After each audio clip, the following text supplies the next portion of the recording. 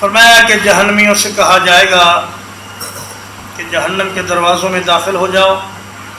وہ خوشی سے تو داخل نہیں ہوں گے، انہیں دھکے مار مار کر اور گھسیٹ کر جہنم میں داخل کیا جائے گا، اور فرمایا جائے گا کہ اب یہی تمہارا مستقل ٹھکانہ ہے، یہاں سے تمہیں کبھی نکالا نہیں جائے گا۔ فبئس مثوى المتکبرین، دنیا میں تکبر کرنے والوں کو آخرت میں بہت برے انجام کا سامنا ہوگا۔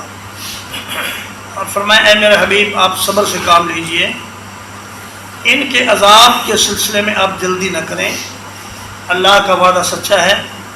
اللہ پاک نے جو آپ سے وعدہ کیا ہے کہ انہیں عذاب ہوگا، وہ یا تو ہم آپ کو دنیا میں ہی دکھا دیں گے، یا آپ کو فوت کرنے کے بعد جب یہ لوگ ہمارے سامنے حاضر کیے جائیں گے تو اس وقت ضرور ان کو عذاب ہوگا۔